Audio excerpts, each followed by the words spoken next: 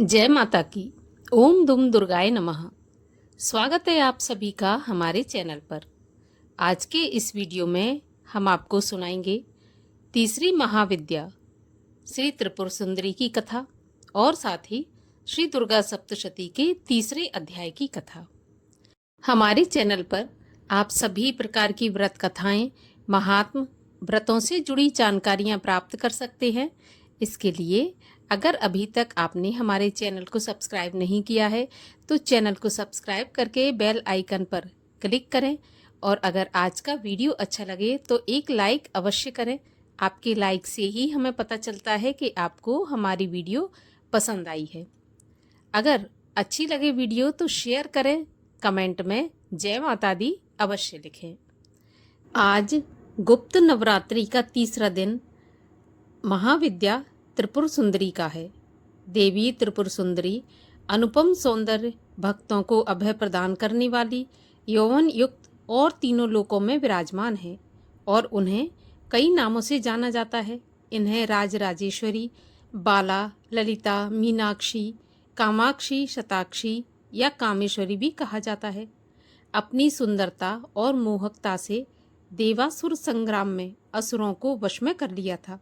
कहते हैं कि त्रिपुर सुंदरी की आराधना करने वाले भक्तों को लौकिक और पारलौकिक शक्तियां प्राप्त होती हैं। देवी पुराण में माता की बहुत सी शक्तियों के बारे में बताया भी गया है। ये सिर्फ तंत्र साधना के लिए ही नहीं बल्कि सुंदर रूप के लिए भी विख्यात मानी जाती हैं। एक पौराणिक कथा के अनुसार देवी त्रिपुर सुंदरी शांत मुद्रा में लेटे हुए सदाशिव की नाभि से निकले हुए कमल के आसन पर विराजमान है। चतुर्भुजी भुजाओं में देवी के पाश, अंकुश, धनुष और बाण हैं। देवी के आसन को ब्रह्मा, विष्णु, शिव और यमराज अपने मस्तक पर धारण करते हैं। देवी 3 नेत्रों से युक्त और मस्तक पर अर्धचंद्र धारण करती हैं। देवी त्रिपुर सुंदरी अपने भक्तों की हर प्रकार की मनोकामना को पूरी करती हैं, उनकी हर विपत्ति को दूर करती हैं और उन्हें अभय प्रदान करती हैं। ऐसा माना जाता है कि देवी त्रिपुर सुंदरी की पूजा करने से आत्मिक बल, यश और कीर्ति प्राप्त होती है। देवी त्रिपुर सुंदरी के उत्पत्ति के रहस्य के बारे में एक कथा आती है, जिसमें सती के वियोग के पश्चात भगवान शिव सर्वदा ध्यान मग्न रहते हुए उन्होंने अपने संपूर्ण कर्म का परित्याग कर दिया था, जिसके कारण तीनों लोकों के संचालन में व्याधि उत्पन्न हो रही थी। उधर तारकासुर ने ब्रह्मा जी से वरदान प्राप्त किया कि उसकी मृत्यु शिव के पुत्र द्वारा ही होगी। समस्त देवताओं ने भगवान शिव को ध्यान से जगाने के लिए कामदेव और उसकी पत्नी रति को कैलाश पर भेजा। कामदेव ने कुसुमसर नामक मोहिनी बाण से भगवान शिव पर प्रहार किया, जिसके परिणाम स्वरूप शिव जी का ध्यान भंग हो गया। देखते ही देखते भगवान शिव के तीसरे नेत्र से उत्पन्न क्रोध अग्नि ने कामदेव को जलाकर भस्म कर दिया। कामदेव की पत्नी रति द्वारा अत्यंत दारुण विलाप करने पर भगवान शिव ने कामदेव को पुनः द्वापर युग में भगवान कृष्ण के पुत्र के रूप में जन्म धारण करने का वरदान दिया और वहां से अंतर्ध्यान हो गए। सभी देवताओं और रति के जाने के बाद भगवान शिव के एक गण द्वारा कामदेव के भस्म से मूर्ति तैयार की गई और उस मूर्ति से एक पुरुष पैदा हुआ। उस पुरुष ने भगवान शिव की स्तुति करी। भगवान शिव के द्वारा उस पुरुष का नाम भांड रखा गया। शिव के क्रोध से उत्पन्न होने के कारण भांड तमोगुण संपन्न था और वह धीरे धीरे तीनों लोकों पर भयंकर उत्पात मचाने लगा। देवराज इंद्र के राज्य के समान ही भंडासुर ने स्वर्ग जैसे राज्य का निर्माण किया और राज्य करने लगा। तदनंतर भंडासुर ने स्वर्ग लोक पर आक्रमण करके देवराज इंद्र और स्वर्ग राज्य को चारों ओर से घेर लिया। भयभीत इंद्र नारद मुनि की शरण में गए और इस समस्या के निवारण का उपाय पूछा। देव ऋषि नारद ने आद्याशक्ति की यथाविधि अपने रक्त तथा मांस से आराधना करने का परामर्श दिया और देवराज इंद्र ने देवी की आराधना की और देवी ने त्रिपुर सुंदरी स्वरूप से प्रकट होकर भंडासुर का वध कर देवराज पर कृपा की और समस्त देवताओं को भयमुक्त किया। बोलिए त्रिपुर सुंदरी माता की जय। और आइए अब सुनते हैं श्री दुर्गा सप्तशती पाठ के तीसरे अध्याय की कथा। ऋषि बोले, महाअसुर चिक्षुर सेनापति ने जब यह देखा कि सेना तो इस प्रकार मारी जा रही है, तब उसे बड़ा क्रोध उत्पन्न हो गया और वह स्वयं भी अंबिका के साथ युद्ध करने निकल पड़ा। युद्ध में जाकर उसने देवी जी पर बाणों की इस प्रकार वर्षा की जैसे मेघ सुमेरु पर्वत की चोटी पर जाकर जलधारा बरसा रहा हो। तब देवी ने उसके बाण समूहों को खेत में ही काट दिया। फिर बाणों द्वारा उसके सारथी घोड़ों को मार डाला। फिर झटपट उसका धनुष और ऊंची लहराती ध्वजा काटकर गिरा दिया। जब उसका धनुष कट चुका, तब अपने बाणों से उसके अंग बींध डाले। जिसका सारथी एवं घोड़े मर चुके थे और धनुष कट चुका था, तब वह बिना रथ के पैदल तलवार ढाल लेकर देवी के रथ की ओर दौड़ा। तेज तलवार से सिंह पर जाते ही प्रहार कर दिया। फिर देवी जी की वाम भुजा पर जोर से प्रहार किया। हे राजन, ज्यों ही उसकी तलवार देवी की भुजा पर पड़ी त्यों ही वह टूट गई। फिर असुर ने क्रोध से आंखें लाल लाल करके शूल पकड़ लिया। भद्रकाली जी पर उस दैत्य ने शूल डाल दिया। वह शूल इस प्रकार चमकता जैसे कि आकाश में सूर्यमंडल गिर रहा हो। देवी जी ने अपनी ओर आते हुए शूल को देखकर उस पर अपना शूल चला दिया, जिससे वह शूल सैकड़ों टुकड़े हो गया। साथ में उस चिक्षुर महादैत्य के प्राण निकल गए। जब महिषासुर का बलवान सेनापति मारा गया, तब देवशत्रु चामर हाथी पर बैठकर आ गया और आते ही उसने अंबिका देवी पर शक्ति का प्रहार किया। श्री देवी जी ने हुंकार द्वारा ही तेजहीन कर उसे जमीन पर गिरा दिया। अपनी शक्ति को गिरा हुआ देखकर चामर को बड़ा क्रोध आ गया। उसने पुनः शूल का प्रहार कर दिया। शूल को भी देवी जी ने बाणों द्वारा उछाल डाला। तब सिंह उछलकर हाथी के मस्तक पर चढ़ बैठा। फिर दैत्य के साथ भुजा युद्ध करने लगा। वे दोनों परस्पर लड़ते लड़ते उस हाथी पर से पृथ्वी पर नीचे आ गिरे और भयंकर प्रहारों से परस्पर युद्ध करने लगे।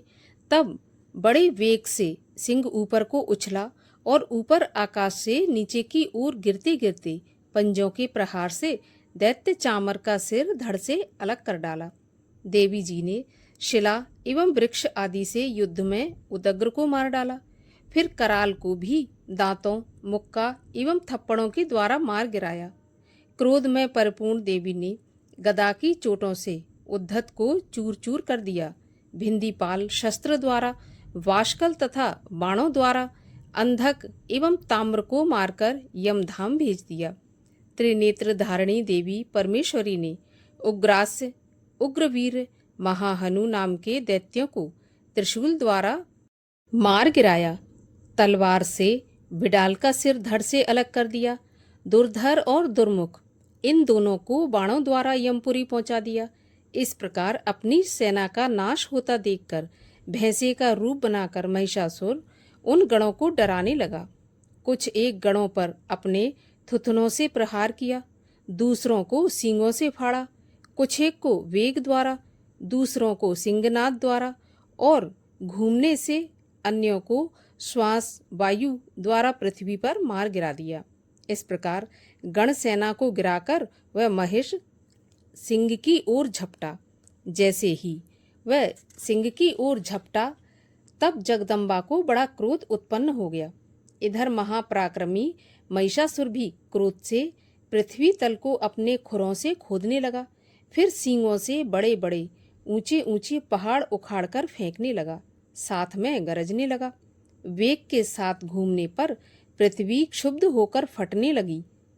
उसने पूंछ से समुद्र पर प्रहार किया, जिससे क्षुब्ध होकर समुद्र पृथ्वी को चारों ओर से डुबाने लगा। चलायमान होते हुए सींग के द्वारा छिन्न भिन्न हुए बादल के टुकड़े टुकड़े हो गए। उसके श्वासों की कठोर वायु से उड़ते हुए सैकड़ों पर्वत आकाश से गिरने लगे। इस प्रकार क्रोधपूर्ण उस महादैत्य को अपनी ओर आता देखकर चंडिका उसे मारने के लिए क्रोध में आ गई। कुपित चंडिका ने उसकी ओर पाश फेंका व उसके द्वारा उस दैत्य को बांध दिया। तब तो उस महायुद्ध में बंधे उस दैत्य ने अपने महिषासुर रूप का त्याग कर दिया, झटपट सिंह के रूप में आ गया। ज्यों ही चंडिका उसका सिर काटने लगी, तब तो वह तलवार हाथ में लिए पुरुष दिखाई देने लगा। तब शीघ्रता से तलवार ढाल वाले उस पुरुष को अपने बाणों से देवी ने बींध डाला। अब वह एक बड़ा हाथी हो गया। अपनी सूंड से देवी के सिंग को खींचा और गरजने लगा। उसके खींचते समय अपनी खड्ग के द्वारा देवी ने उसकी सूंड को काट दिया। फिर वह महादैत्य भैंसे के रूप में आ गया और चराचर त्रिलोकी को सताने लगा। तो जगत माता चंडिका क्रोध में आकर फिर उत्तम मधुपान करने लगी और लाल लाल नेत्र करके हंसने लगी। वह दैत्य भी बल पराक्रम के मद में उन्मत्त होकर गरजने लगा और अपने सींगों से पहाड़ उठा उठाकर देवी की ओर फेंकने लगा।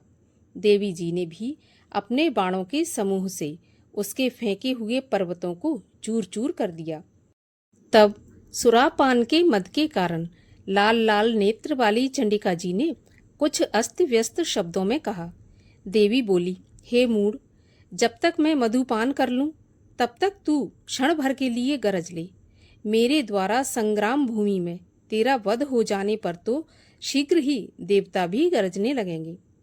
ऋषि बोले। इस प्रकार कहकर देवी जी उछलकर उस महादैत्य पर चढ़ गईं। पांव से दबाकर दैत्य के कंठ पर त्रिशूल से वार किया। देवी के पांव से दबे हुए उस दैत्य ने अपने मुख से बाहर निकलने का प्रयत्न दूसरे रूप में किया। अभी आधा निकल ही पाया था कि देवी जी ने अपने पराक्रम द्वारा उसे वहीं रोक लिया। आधा निकलकर भी उस दैत्य ने युद्ध करना नहीं छोड़ा। तब देवी जी ने अपनी तेज तलवार से उसका सिर काटकर नीचे गिरा दिया। दैत्य सेना हाहाकार करने लगी। तब उस सारी सेना का देवी जी ने नाश कर दिया। तभी देवता अत्यंत प्रसन्न हुए। दिव्य महर्षियों के साथ सभी देवताओं ने स्तुतियां की। गंधर्वराज गायन करने लगे और अप्सराएं नाचने लगीं। इस प्रकार श्री दुर्गा सप्तशती पाठ के तीसरे अध्याय की कथा का यहीं पर समापन होता है। अगले अध्यायों की कथा सुनने के लिए चैनल को सब्सक्राइब करके बेल आइकन पर क्लिक अवश्य कर लीजिए। आज की कथा अच्छी लगी हो तो एक लाइक अवश्य करिए, क्योंकि आपके लाइक से ही हमें पता चलता है कि आपको हमारा वीडियो अच्छा लगा।